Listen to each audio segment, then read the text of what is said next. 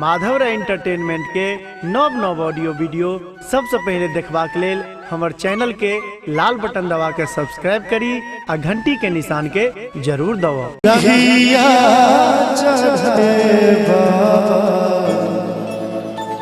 बैसला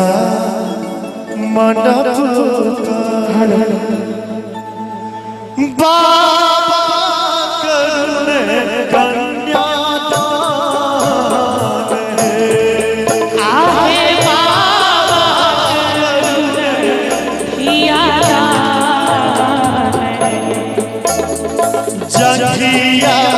चढ़ाए बाबा बैसला मंडप जखिया चढ़ाए बाबा बैसला मंडप बाबा करुणे कन्यादान आहे बाबा करुणे कियादान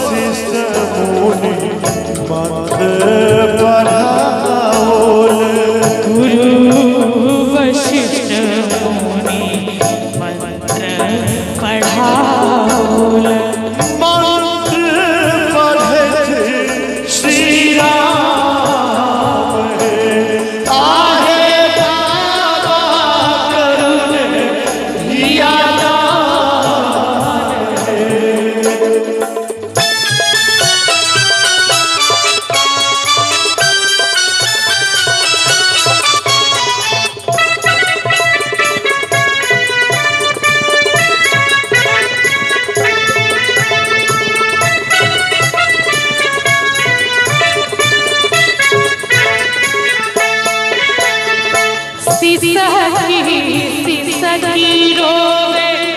मैया सुने ना आई हिया हुई छठ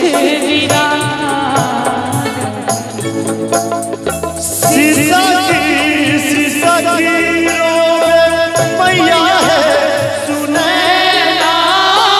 आई हिया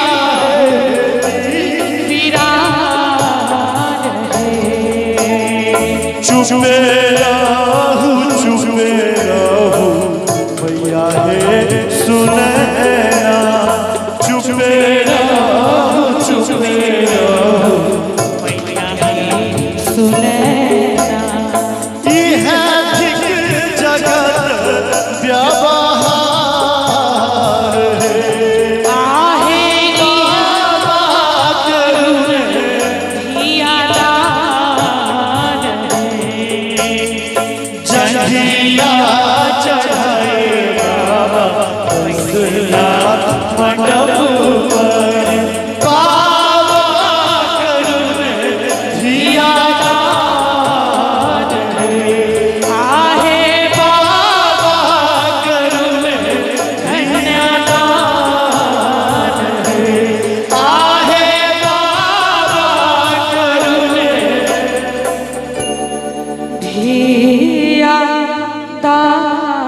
कियादान है। बहुत बहुत धन्यवाद।